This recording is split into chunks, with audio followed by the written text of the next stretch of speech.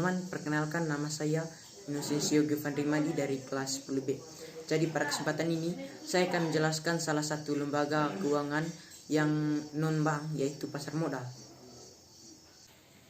Pasar modal lebih merujuk pada sebuah sistem perdagangan yang dimana memfasilitasi jual beli saham, obligasi, dan instrumen keuangan lain.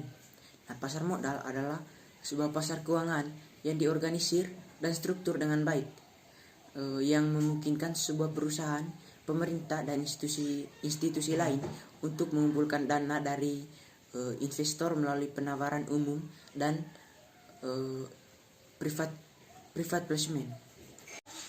Nah, pasar modal sendiri berbeda dengan pasar uang, di mana pasar modal dan pasar uang adalah dua jenis pasar keuangan yang berbeda. Nah, ada beberapa perbedaan dari pasar modal dan pasar uang. Yang pertama, jenis instrumen keuangan. Pasar modal adalah sebuah pasar instrumen keuangan jangka panjang, seperti saham, obligasi.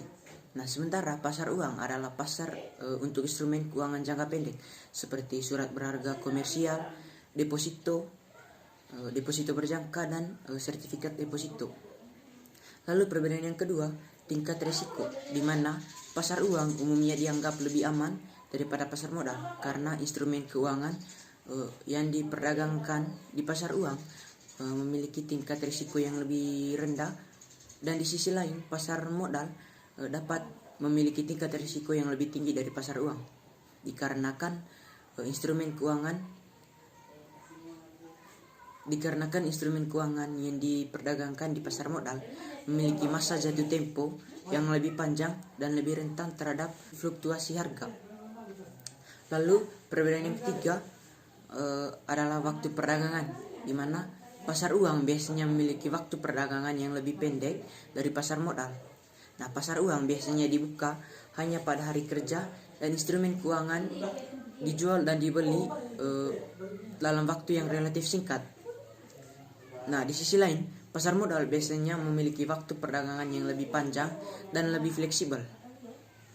Lalu, perbedaan yang keempat adalah tujuan investasi, di mana pasar uang umumnya digunakan untuk investasi jangka pendek dan untuk memenuhi kebutuhan keuangan sehari-hari.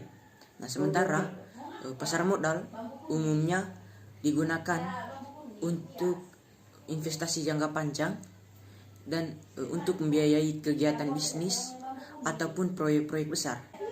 Lalu perbedaan yang kelima adalah regulasi, di mana pasar uang dan pasar modal juga diatur oleh badan pengatur keuangan yang berbeda. Pasar uang biasanya diatur oleh bank sentral, sementara pasar modal diatur oleh badan pengatur keuangan yang khusus menangani pasar modal, seperti Otoritas Jasa Keuangan atau OJK yang ada di Indonesia. Nah, secara singkat, pasar modal dan pasar uang memiliki perbedaan dalam instrumen keuangan yang diperdagangkan. Lalu adanya perbedaan tingkat risiko, waktu perdagangan, tujuan investasi, dan regulasi yang mengatur pasar.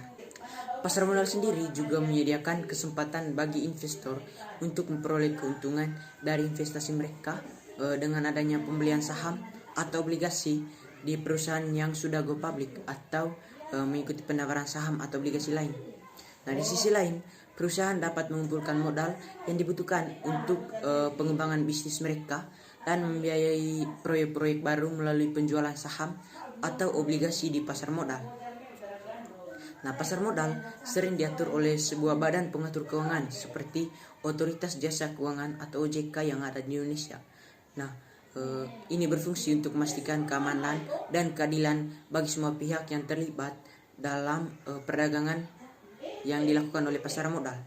Nah, pasar modal sendiri juga memegang peran penting dalam pertumbuhan ekonomi dan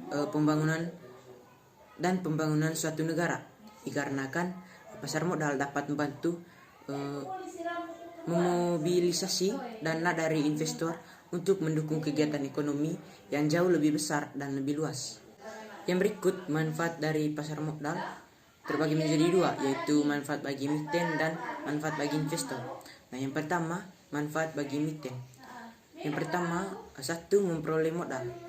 Nah, emiten dapat memperoleh modal dengan menjual saham atau obligasi di pasar modal.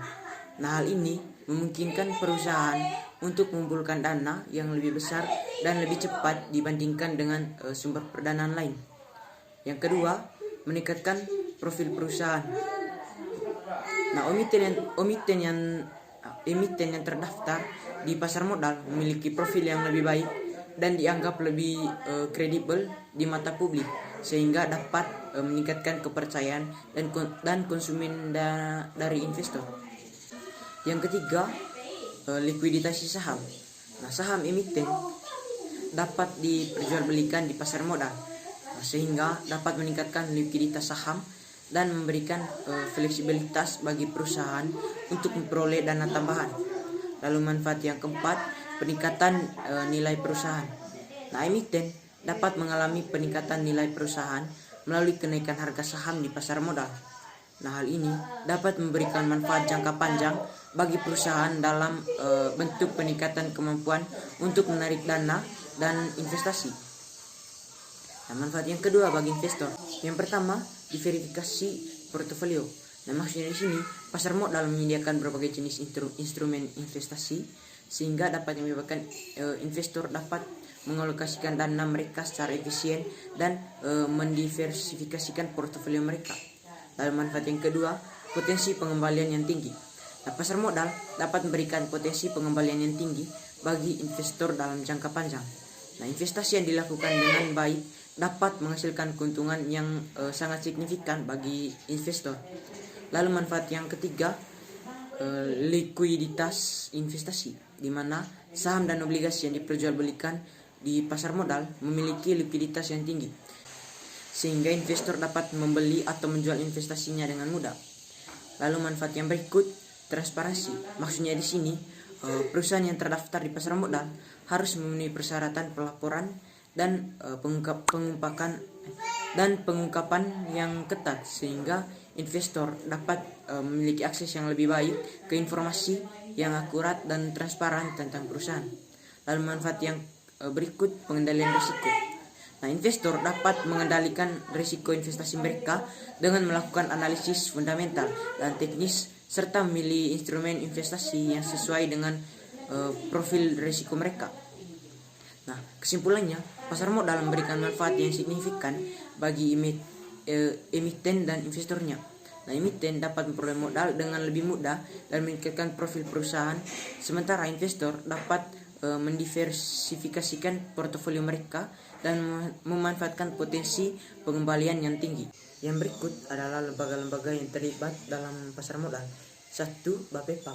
Nah, Bapepam merupakan singkatan dari Badan Pengawas Pasar Modal dan Lembaga Keuangan. Nah, badan ini adalah sebuah lembaga yang berada di bawah naungan Kementerian Keuangan Indonesia dan bertugas untuk melakukan pengawasan terhadap pasar modal dan lembaga keuangan di Indonesia. Nah, Bapepam memiliki beberapa tugas dan wewenang, yaitu yang pertama, mengatur dan mengawasi pelaksanaan kegiatan pasar modal, termasuk mengeluarkan izin dan regulasi terkait kegiatan yang ada di pasar modal. Yang kedua, melakukan pengawasan terhadap perusahaan publik yang terdaftar di Bursa Efek, termasuk memastikan bahwa perusahaan tersebut memenuhi kewajiban untuk menyampaikan laporan keuangan secara tepat, waktu, dan akurat. Yang ketiga, melakukan pengawasan terhadap lembaga keuangan non-bank seperti perusahaan asuransi dan dana pensiun. Yang keempat, mengambil tindakan penegakan hukum terhadap pelaku pasar modal yang melanggar aturan.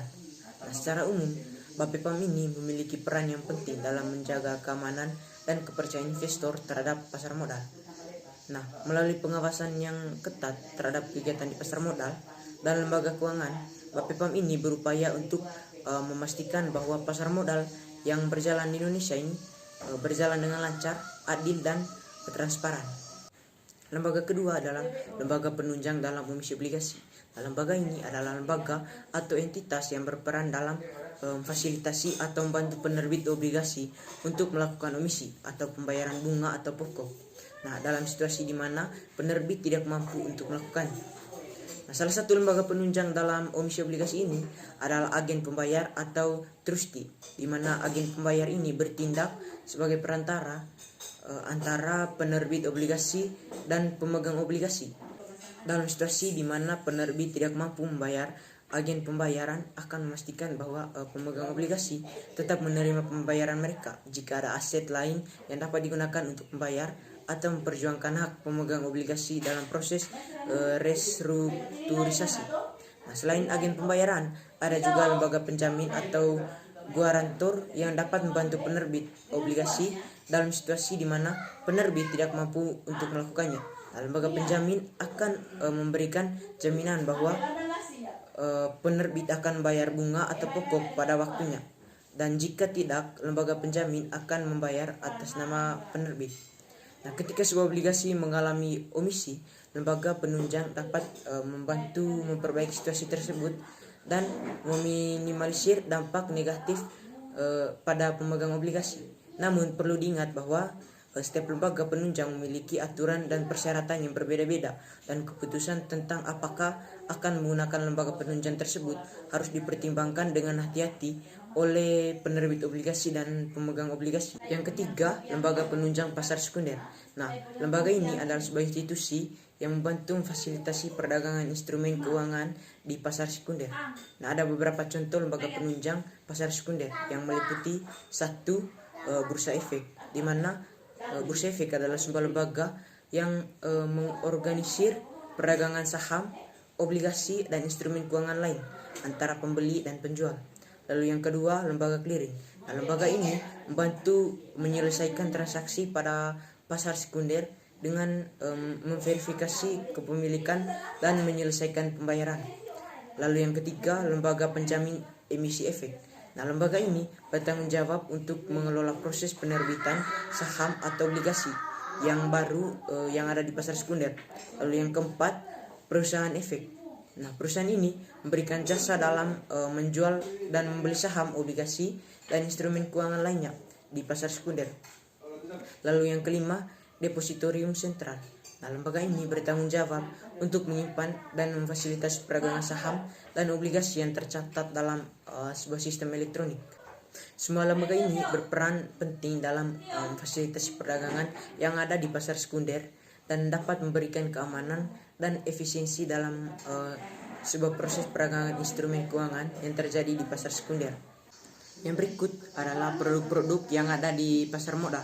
Yang pertama adalah saham. Saham pada pasar modal adalah sebuah instrumen keuangan yang mewakili kepemilikan sebagian dari suatu perusahaan atau entitas bisnis. Nah, dalam hal ini, setiap lembar saham mewakili bagian dari kepemilikan perusahaan dan memberikan hak kepada pemegang saham untuk ikut serta dalam keputusan-keputusan penting dari suatu perusahaan, seperti pemilihan dewan direksi atau pengembalian keputusan bisnis besar. Nah, dalam pasar modal, saham biasanya diperdagangkan di bursa efek atau pasar saham, di mana investor dapat membeli atau menjual saham sesuai dengan keinginan mereka. Nah, harga saham ditentukan oleh permintaan dan penawaran di pasar dan dapat dipengaruhi oleh beberapa faktor-faktor seperti kinerja perusahaan, kondisi ekonomi, dan kebijakan pemerintah.